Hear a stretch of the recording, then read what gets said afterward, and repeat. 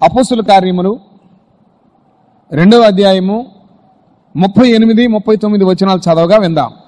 పేతురు, మీరు మారు మనసు పొంది పాప క్షమాపణ నిమిత్తము ప్రతివాడు యేసుక్రీస్తు నామమున బాప్తిసము పొందుడి, అప్పుడు మీరు పరిశుద్ధాత్మను వరము పొందుదురు. ఈ వాగ్దానము మీకును మీ పిల్లలకును దూరస్తులందరికీ అనగా ప్రభువైన మన దేవుడు తన ఎద్దుకు పిలిచిన వారికి అందరికీ చెందునని వారితో చెప్పెను. దేవుడి నామ స్తోత్ర. దేవునికి మహిమ కలుగును గాక. అపోస్తలుడైన పేతురు గారు ఏం చెప్తున్నాడండి? మీరు మారు మనసు పొంది పాప క్షమాపణ నిమిత్తం బాప్తిసం పొందండి. ఆ తరువాత పరిశుద్ధాత్మ అనే వరాన్ని మీరు పొందుకుంటారు. ఈ వాగ్దానం మీకు మీ పిల్లలకి. పరిశుద్ధాత్మను మీరు పొందుకుంటారు అనే వాగ్దానము మీకు మీ పిల్లలకు. ప్రియమైన దేవుని బిడ్డలారా, ఇంకా కొద్ది రోజుల్లో మరొక నూతన సంవత్సరంలోనికి మనం ప్రవేశించబోతూ ఉన్నాం. మరి సంవత్సరం గడిచిపోతా ఉంది. నెక్స్ట్ ఇయర్ వాగ్దానం మీరు ఏమైనా సంపాదించుకున్నారా? దేవుడు మీకు ఏమైనా వాగ్దానం దయచేశాడా?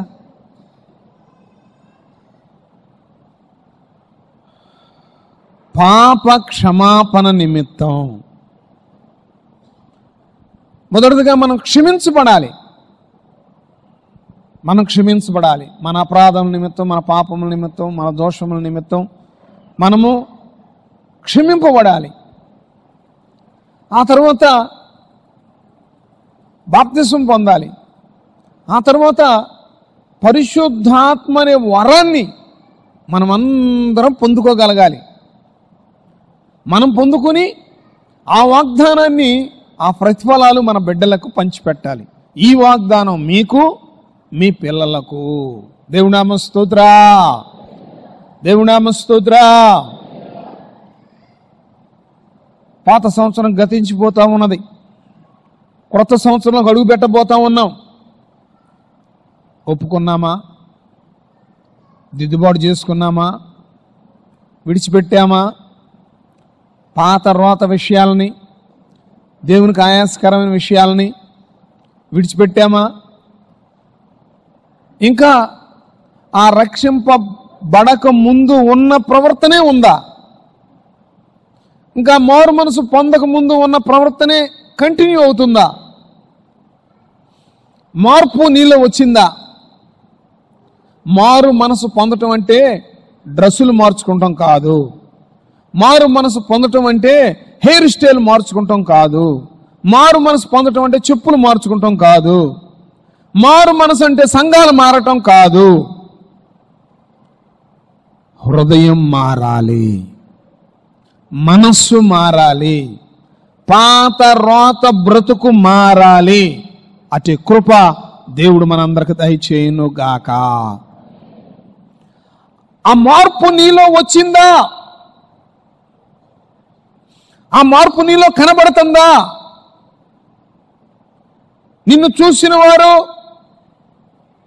నువ్వు మారావని సాక్ష్యం చెప్పగలుగుతున్నారా?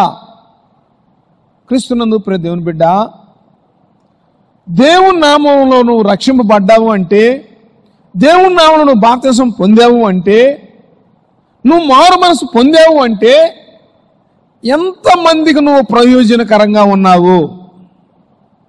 నీ మార్పును చూచి ఎంతమంది మంచి మార్గంలోకి వస్తున్నారు? నీ భక్తిని చూసి, నీ విశ్వాసాన్ని చూసి, నీలో క్రొత్త జీవితాన్ని చూచి ఎంతమంది ప్రభుని స్తుతిస్తున్నారు? ఆ ప్రక్రియ నీలో జరిగిందా? కనీసం నీ కుటుంబ సభ్యులు మారారా? నీ ప్రవర్తనను చూసి, నీ భక్తిని చూసి, నీ విశ్వాసాన్ని చూసి, ఇంతకుముందు నువ్వు రక్షింపబడలేదు, ఇప్పుడు రక్షింపబడ్డావు. ఇంతకుముందు నీ చర్చి తెలియదు, ఇప్పుడు చర్చికి వస్తున్నావు. ఇంతకుముందు వాక్యం తెలియదు, ఇప్పుడు వాక్యం వింటున్నావు, చెప్పగలుగుతున్నావు. నీ మార్పును బట్టి ఎవరైనా మారారా?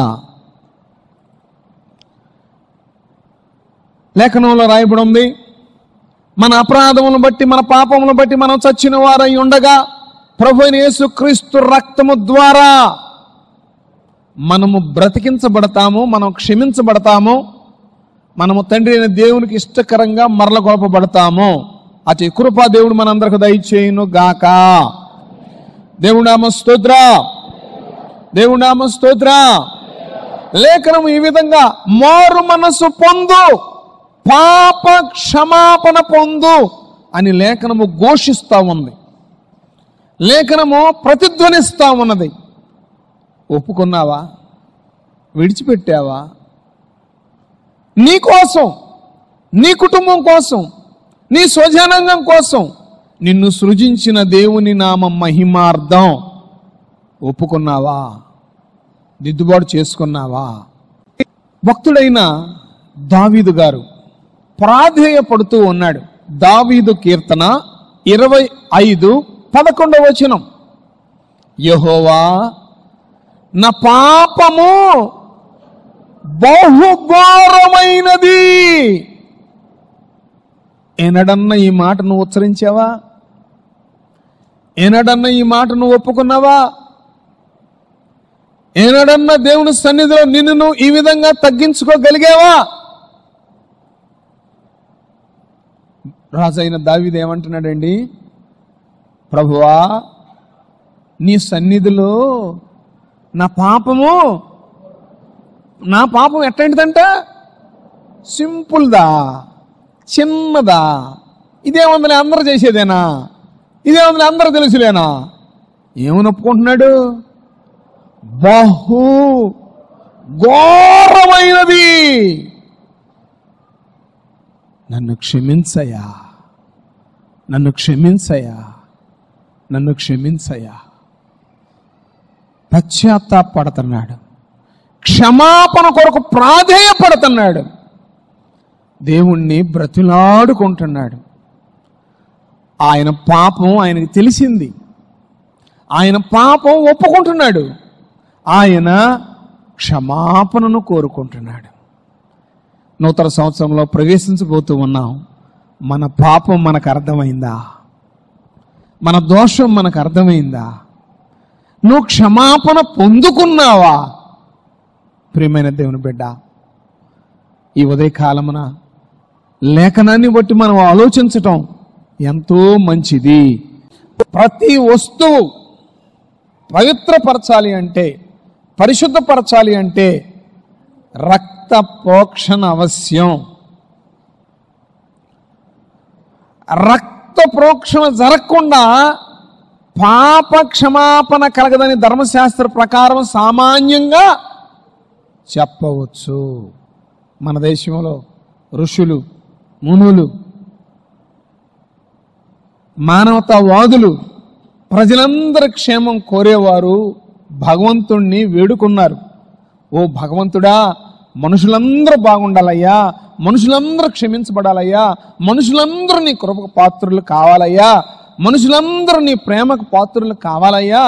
ఏమి చేస్తే అది దొరుకుతుంది, ఎలా చేస్తే అది దొరుకుతుంది అని ఓంకార స్వరూపుండు స్వయంభవుండైన దేవుణ్ణి వాళ్ళు బ్రతిలాడుకుంటే దేవుడు ఈ ఋగ్వేదంలో ఈ మాట తెలియజేశాడు. సర్వలోక పాప పరిహారో రక్త ప్రోక్షం అవశ్యం, తద్రక్తం పరమాత్మేన పుణ్యదాన బలియాగమో. మనుషులందరి పాపం పరిహరింపబడాలి అంటే ఆ పరమాత్ముడే దిగి రావాలి. ఆయన పరిశుద్ధ రక్తాన్ని చిందిస్తేనే మనుషులందరూ క్షమించబడతారు, విమోచింపబడతారు, రక్షణ పొందుతారు అని దేవుడు తెలియజేశాడు. దేవునామ స్తోత్ర, దేవునామ స్తోత్ర. మన పాపములు ఒప్పుకోకపోతే, విడిచిపెట్టకపోతే, రక్త శుద్ధి కలగకపోతే, క్రీస్తు రక్త ప్రోక్షణ మన మీద జరగకపోతే వాక్యం మనలో ఉండదు. ఉండదు అంటే ఇక అర్థం కాదు, ఇక వినబుద్ధి కాదు, పక్కన వాళ్ళ విన్నయం. కారణం ఏంటంటే నీకు క్షమాపణ పొందుకోవాలని ఆలోచనే లేదు, నువ్వు పాపం చేసావని తలంపే లేదు, పశ్చాత్తాపమే లేదు, మార్పే లేదు. నువ్వు ఒప్పుకొని నీడలా ఆయన నమ్మదగిన వాడు. యేసు ప్రభు రక్తం మన పాపములన్నిటికీ కూడా పరిష్కారం చూపిస్తుంది. ఆయన నిర్దోషి, నిష్కలంకుడు, పరిశుద్ధుడు, యథార్థ హృదయుడు. మనల్ని క్షమించటానికి, మనల్ని ప్రేమించి తన రక్తాన్ని చిందించాడు. ఆయన రక్తం ద్వారా మనందరికీ క్షమాపణ కలుగుతుంది, మనకు క్షమాపణ దొరుకుతుంది. యేసుప్రభువు ఏం చెప్తున్నాడండి? ఇది నా రక్తం, అనేకుల కొరకు చిందింపబడుచున్న నిబంధన రక్తము. అనేకుల కొరకు. ఎవరైతే పశ్చాత్తాపడతారో, ఎవరైతే ఒప్పుకుంటారో, ఎవరైతే మార్పు చెందుతారో, ఎవరైతే వాక్యానుసారంగా జీవించడానికి ఇష్టపడతారో వారికి క్షమాపణ దొరుకుతుంది. అంత మాత్రమే కాదు, ఆ మార్పు చెందినవారు, క్షమింపబడిన వారు, బాప్తిసం పొందినవారు, ప్రభు బలలో చేయివేసేవారు పరిశుద్ధాత్మ శక్తిని పొందుకుంటారు. ఆ పరిశుద్ధాత్మ శక్తిని పొందుకున్నవారు దేవునికి మహిమకరంగా జీవిస్తారు. దేవుని నామ స్తోత్ర, దేవుని నామ స్తోత్ర. యేసుప్రభువు చెప్పాడు, పరిశుద్ధాత్మ దేవుడు మీ వద్దకు వచ్చి నేను ఏ ఏ సంగతులు మీకు చెప్పానో బోధించానో అవి జ్ఞాపకం చేస్తాడు. యేసుప్రభువు ఏం చెప్పారు? నేనే మార్గం, నేనే సత్యం, నేనే జీవమునై ఉన్నాను. మంచి మార్గం మనకు నేర్పించాడు, మంచి బోధ మనకు నేర్పించాడు, మంచి క్రమశిక్షణ మనకు నేర్పించాడు. ఆయన చెప్పిన బోధ, ఆయన చూపిన మార్గం పరిశుద్ధాత్మ దేవుడు పక్కనే ఉండి మనల్ని నడిపిస్తా ఉంటాడు. దేవుని నామ స్తోత్ర.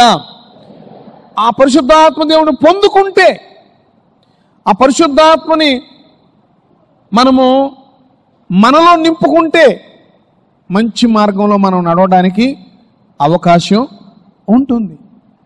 నువ్వు క్షమాపణ పొందావు, ఒప్పుకున్నావు, రక్షింపబడ్డావు, పరిశుద్ధాత్మ శక్తిని పొందుకున్నావు అంటానికి రుజువే నీ క్రియలు. నువ్వు రక్షింపబడ్డావు, మారు మనసు పొందావు అనడానికి సాక్ష్యమే నువ్వు ఓర్చుకుంటాం, నువ్వు సహించటం, అనేక ఆత్మల్ని రక్షించటం. నేను మీకు ఒక చిన్న సాక్ష్యం జ్ఞాపకం చేస్తాను. ఒక దైవజనుడు ఎక్కువ శాతం చదువుకోని ఒక కుగ్రామం ఉన్నది. ఎక్కువ మంది చదువుకోలేదు, చాలా మంది చదువుకోలేదు ఆ గ్రామంలో. ఆ గ్రామంలో వాళ్ళు ఒక మంచి గొప్ప దైవజనుడిని, అయ్యా మాకు వాక్యం బోధించండి అని ఆహ్వానించారంట. మాకు వాక్యము చదువుకోని వాళ్ళు చదువుకున్న మంచి దైవజనుడిని మాకు వాక్యం బోధించండి అని ఆహ్వానించారంట. ఆ దైవజనుడు ఆ సంఘ నిర్మాణం గురించి ఈ సాక్ష్యం చెబుతున్నాడు. దేవుని నామ స్తోత్ర. బోధించమని ఆయన్ని ఆహ్వానిస్తే వారి సాక్ష్యం విని వీరికి నేనేమి బోధించేది అని చెప్పిన సాక్ష్యం ఇది. దేవుని నామ స్తోత్ర, దేవుని నామ స్తోత్ర. ఒక గ్రామంలో రక్షింపబడ్డ కుటుంబం ఉన్నది. 2 మగపిల్లలు, 2 ఆడపిల్లలు, 4 పిల్లలు, తల్లిదండ్రులు 6 ప్రార్థన చేసుకుంటున్నారు, చర్చికి వెళ్తున్నారు. వీడు చదువుకోలేదు. పక్క గ్రామం వాళ్ళు కొంచెం పొలం ఉండి స్థితిగతులు ఉన్న వాళ్ళు అన్యులు మీ అమ్మాయిని పెళ్లి చేసుకుంటా అన్నారు. అన్యులకి ఈ మారు మనసు పొందిన వాళ్ళు వాళ్ళ పెద్ద కూతురిని మారు మాట్లాడకుండా అన్యులకిచ్చి పెళ్లి చేసేసారు. అన్యులకిచ్చి పెళ్లి చేశారు. ఈ అమ్మాయి పెళ్ళయింది, ఊరేగింపుగా తీసుకెళ్లారు అత్తగారింటి. తీసుకెళ్ళిన తర్వాత ఉదయాన్నే లేచి వాళ్ళ ఆయన ఇంటి ముందు ముగ్గై అన్నాడు. నేను వెయ్యను అంది. దబిడి బాధేశాడు. స్నానం చేసినాక పూజ చెయ్యి అన్నాడు. నేను చేయను అన్నాడు. దబిడి బాధేశాడు. తర్వాత ఇప్పుడు మనం పొలం వెళ్ళబోతున్నాము, సో పనులు ప్రారంభించేటప్పుడు ఆ నాగలకి కొడవలకి పసుపు పూసి బొట్లు పెట్టి కొబ్బరికాయ కొట్టి లైన్ చేస్తారు. మనం పొలం వెళ్తున్నాం, పనికి అది చెయ్యి అన్నాడు, చేయను అన్నాడు, దెబిడి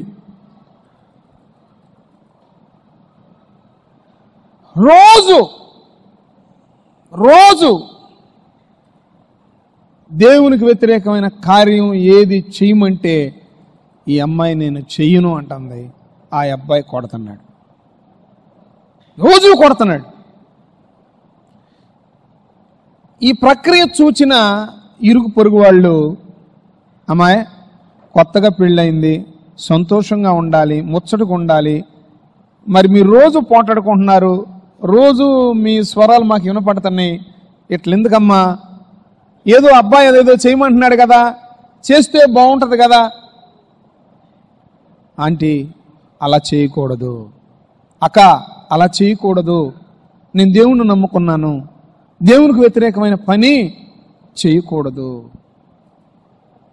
ఏమనమ్మా, మరి నీ కాపురం పోయేటట్టుగా ఉంది, మరి నువ్వేం దేవుడు అంటున్నావు, ఆ దెబ్బలు మేము చూడలేకపోతున్నాం, నిన్ను మేము చూడలేకపోతున్నాం, ఎట్టగొట్ట సర్దుకోరాదమ్మా. లేదంటే నేను దేవుణ్ణి నమ్ముకున్నాను, అలా చేయకూడదు, అలా చేస్తే దేవుడు ఊరుకోడు. అదే సమాధానం. ఈ యజమానుడు తన భార్య మాట వినపోయేసరికి కొట్టి కొట్టి కొట్టి అవయవాలు ఏది పనిచేయనంతగా కొట్టేశాడు.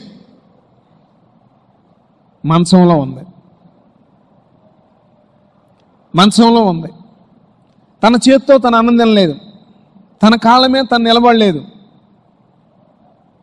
తన స్నానం తను చేయలేదు, మంచంలో ఉంది. ఏమ్మా ఇప్పుడైనా అది చేయకూడదక్క, దేవుడు ఊరుకోడు. మంచంలోనే ఉంది,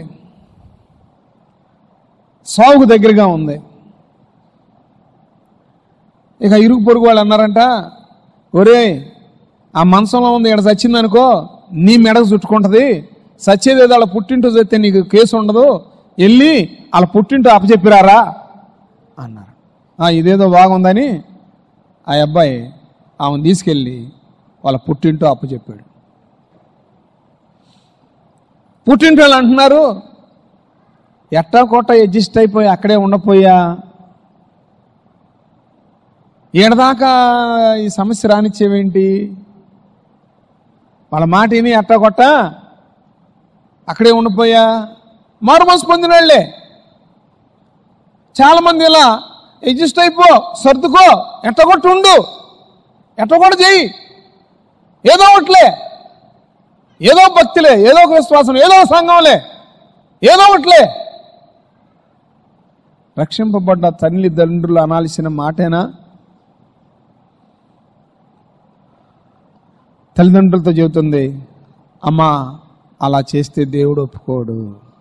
ఇంకేం దేవుడే, చచ్చేటట్టుండవు నువ్వు, ఏం చేశాడు, రేపమ్మా పో చచ్చేటట్టుండవు, నీ అన్నం నువ్వు తెల్లావు, నీ మనసు నువ్వు సర్దుకోలేవు, ఆడే ఉంటే చక్కగా పొలం ఉంది, ఇద్దరు కలిసి పని చేసుకునేవాళ్ళు, గొర్రెలు ఉండి, మేకలు ఉండి, బర్రెలు ఉండి, బాగుండేది కదా, ఎంతకొట్ట అడ్జస్ట్ అయిపోయావా?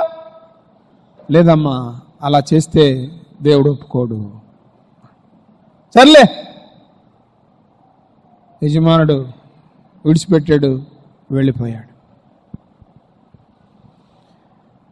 తలజేడు పుట్టింటికి వచ్చిన ఆడకూతురిని తల్లి కానీ తండ్రి కానీ సహోదరులు కానీ సూటిపోటి మాటలు ఏమాత్రం ఆ అమ్మాయికి బాగు చూడట్లేదు.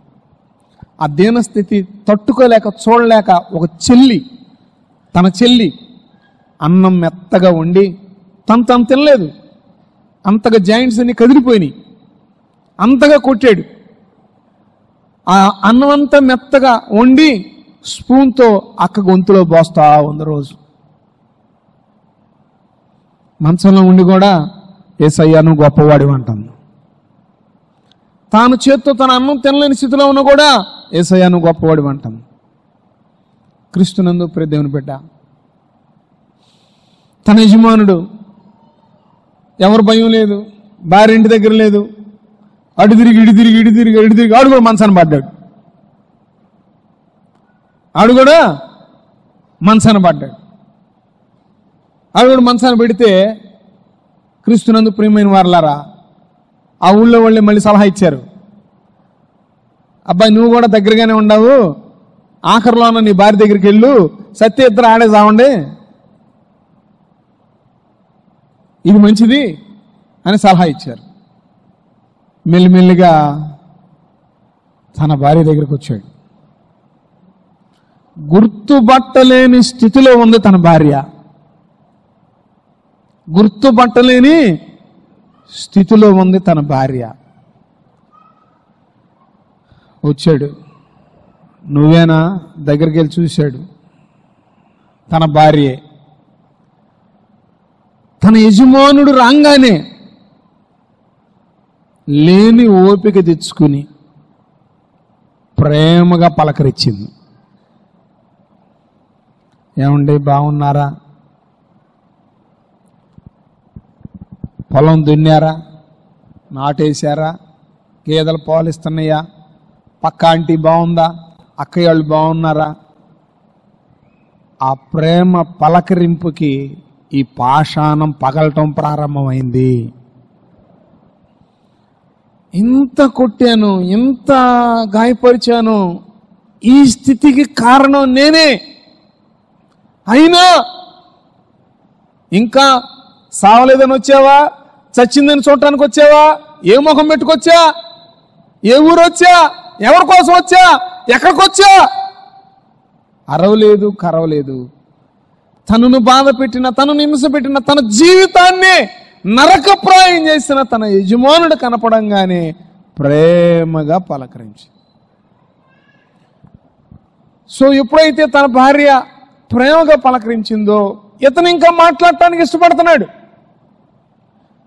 ఉదయం వచ్చాడు, మధ్యాహ్నం దాకా మాట్లాడుకుంటున్నారు. తల్లిదండ్రులు చూశారు, వచ్చాడా, ఆడే పోతాడులే, పట్టించుకోవట్లేదు. మాట్లాడుకుంటున్నారు. సాయంత్రం అయింది. సాయంత్రం అయిన తర్వాత ప్రియులారా, ఆ యజమానునికి ఆ రాత్రి అక్కడ ఉండాలనే మనసు కలిగింది.